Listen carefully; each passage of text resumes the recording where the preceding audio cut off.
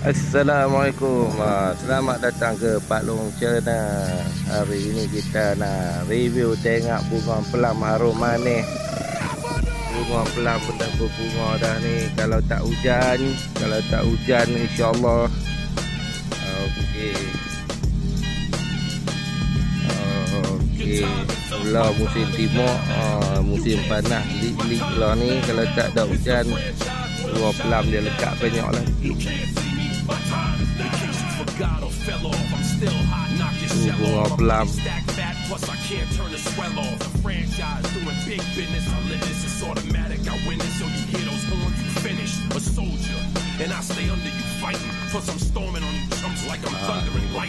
Pokok asam Jawa.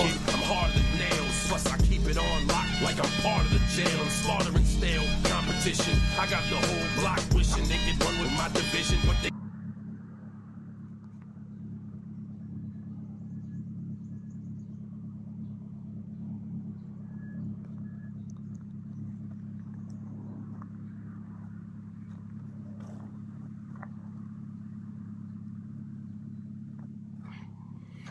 setiap pokok keluar bunga,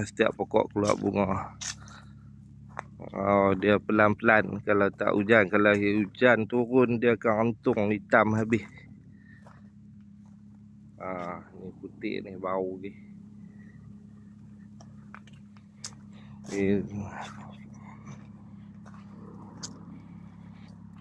Ni bunga dia panjang.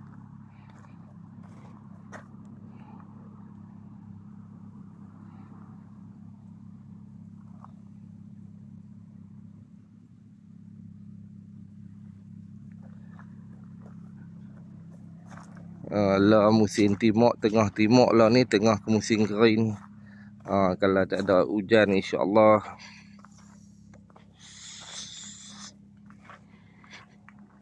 Ni pokok belakang ni pun banyak juga ni.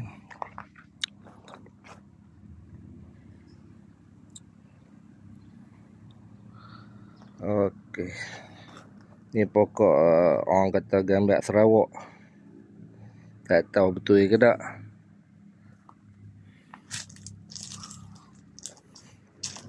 Ni belakang rumah ada juga.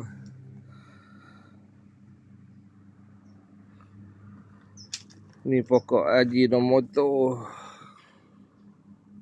Buat ulam. Pokok pelam harum manis ni agak tinggi lah. Nak kena pangkah tahun depan.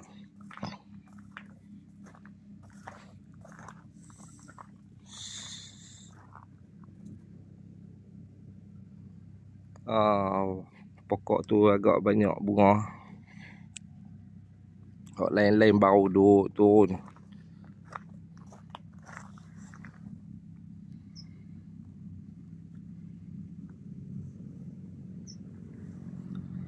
Okey, hampa komen. Okey, yang mana yang ada harum manis yang berkeluar bunga tu komen. Ni kita buah penggalak ni. Buah penggalak sebulan yang lepas. Semua pokok ada tali ni. Tu. Kos untuk jaga harum manis ni agak tinggi lah. Memang tinggi, bukan agak tinggi. Kalau hujan memang rentung segalanya. Dia akan bermula balik, kena kepok habis, kena bermula dari awal balik. Dia tak macam pokok pelam-pelam lain lah. Agak tinggi, sebab tu harga dia pun agak tinggi. Sebab penjagaan dia agak susah.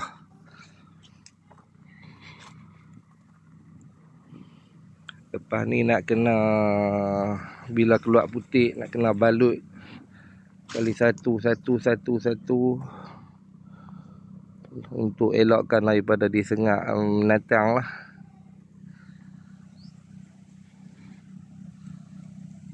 Ni pokok tu kecil lah tu pokok ni. Pokok ni baru usia dalam 3-4 tahun. Tapi tahun ni dia berbunga banyak.